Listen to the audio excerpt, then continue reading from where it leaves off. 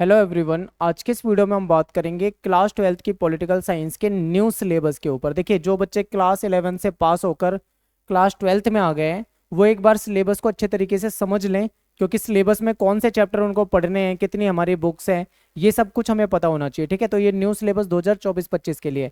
और आप हमारा टेलीग्राम ग्रुप ज्वाइन कर लो। टेलीग्राम ग्रुप है क्लास 12 ESP न्यू ग्रुप के नाम से। इस ग्रुप में क्या है, आपको सारी अपडेट मिलती रहेगी टाइम टू टाइम। ठीक है, सारी अपडेट हो गई या कोई PDF हम शेयर करते हैं, ठीक है, सारी की सारी जानकारी आपको इस ग्रुप से मिल जाएगी। तो आप इस ग्रुप को ज्वाइन कर लो। अब बात करते हैं सिलेबस की। तो देखिए, सिलेबस जानने के लिए आपको पता होना चाहिए कि हमारी पॉलिटिकल साइंस में दो बुक है। बुक 1 की अगर हम बात करते हैं तो इसमें हम पढ़ते हैं वर्ल्ड की पॉलिटिक्स को, यानी कि विश्व की राजनीति को समझेंगे इसमें, पहली बुक में। और सेकंड बुक की बात करते हैं तो इसमें हम पढ़ेंगे इंडिया की पॉलिटिक्स के ऊपर, ठीक है, यानी कि भारत की राजनीति में। और भारत की राजनीति कब से पढ़ेंगे हम? जब हमारा देश आज़ाद हो गया था 1947 में, 1947 में। उसके बाद से क्या क्या हमारे देश में हुआ है वो सब कुछ हम इस सेकंड बुक में पढ़ने वाले हैं। ठीक है, तो अब चलिए एक बार बात कर लेते हैं चैप्टर्स की। देखिए, ये आपकी बुक 1 है, यानी कि हमारी वर्ल्ड वाली बुक है।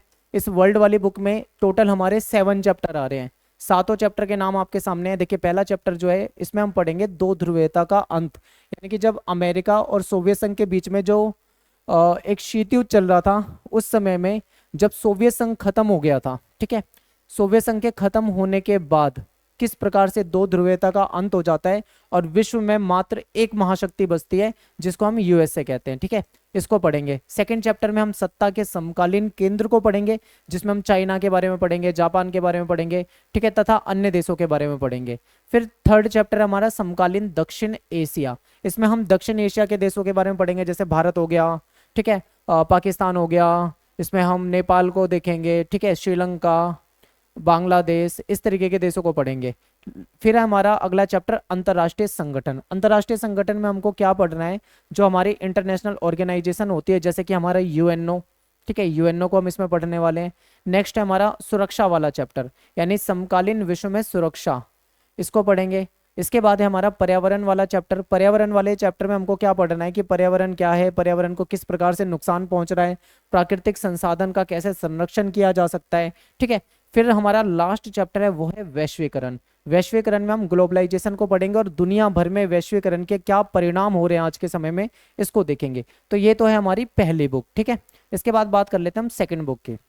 देखिए, सेकंड बुक में आपके ये टोटल 8 चैप्टर हैं। इन 8 चैप्टर को हमको सेकंड बुक के अंदर कवर करना है, ठीक है। तो सबसे पहला चैप्टर जो है वो है राष्ट्र निर्माण की चुनौतियां। राष्ट्र निर्माण की चुनौतियां में हम क्या देखेंगे कि जब हमारा देश आज़ाद होता है तो देश के सामने कौन कौन सी समस्याएं आती हैं।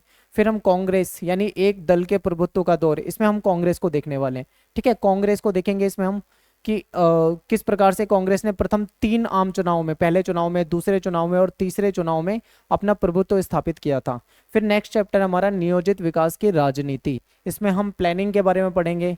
प्लानिंग कमीशन, यानी कि हमारा जो योजना आयोग है और हमारी जो पंचवर्षीय योजनाएं हैं, इसको देखेंगे। फिर अगला चैप्टर है भारत के विदेश संबंध। भारत के अपने दूसरे देशों के साथ कैसे संबंध है, चीन के साथ कैसे संबंध है, पाकिस्तान के साथ कैसे संबंध है, ठीक है, बांग्लादेश के साथ कैसे संबंध है, इसको पढ़ेंगे। फिर नेक्स्ट है हमारा कांग्रेस प्रणाली, चुनौती और पुनर्स्थापना। बहुत ही इंपॉर्टेंट चैप्टर है, इससे काफी क्वेश्चन आते हैं। इसमें हम क्या पढ़ते हैं मेनली कि कांग्रेस किस प्रकार से बिखर गई थी और इंदिरा गांधी ने अलग कांग्रेस बनाई, उसके बारे में डिटेल में जानेंगे। फिर है लोकतांत्रिक व्यवस्था का संकट, ये सबसे इंपॉर्टेंट चैप्टर है।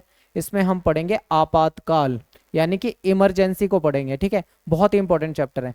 नेक्स्ट है हमारा क्षेत्रीय आकांक्षाएं। क्षेत्रीय आकांक्षाएं चैप्टर जो है, इसमें हमको क्या देखना है कि किस प्रकार से हमारे नॉर्थ ईस्ट के राज्यों में या फिर अन्य राज्यों में डिमांड उठी, मांग उठ रही थी, इसको हम देखने वाले हैं। अगला चैप्टर है भारतीय राजनीति में नए बदलाव, ठीक है, भारतीय राजनीति में कौन कौन से नए बदलाव आए हैं, इसको हम देखने वाले हैं। इसमें मेनली हम 2014 के बाद की चीजों को भी पढ़ने वाले हैं, ठीक है, तो ये इंपॉर्टेंट है। तो ये है हमारा दोनों बुक का कंप्लीट सिलेबस, यानी पहले बुक में हमको 7 चैप्टर पढ़ने हैं और दूसरी बुक में हमको 8 चैप्टर पढ़ने हैं, ठीक है। और हमारे चैनल पे आपको क्या मिलेगा, आपको सभी चैप्टर वाइज वीडियोस मिल जाएगी। मैं आपको सभी चैप्टर की वीडियोस बना दूंगा। आपको नोट्स मिल जाएंगे हमारी वेबसाइट पे। हमारी वेबसाइट है eklavyastudypoint.com, आप गूगल पे सर्च कर सकते हैं। फिर इंपॉर्टेंट क्वेश्चन आंसर्स आपको मिल जाएंगे, मैप और MCQ, ठीक है, मैप और MCQ दोनों आपको करा दिए जाएंगे, जो कि इंपॉर्टेंट है। और प्रीवियस ईयर के क्वेश्चन पेपर जो है उसके सॉल्यूशन करा दिए जाएंगे। तो इस तरीके से ये सारे के सारे जो चीज़ें आप देख रहे हैं ये सभी आपको हमारे चैनल पे प्रोवाइड हो जाएगी।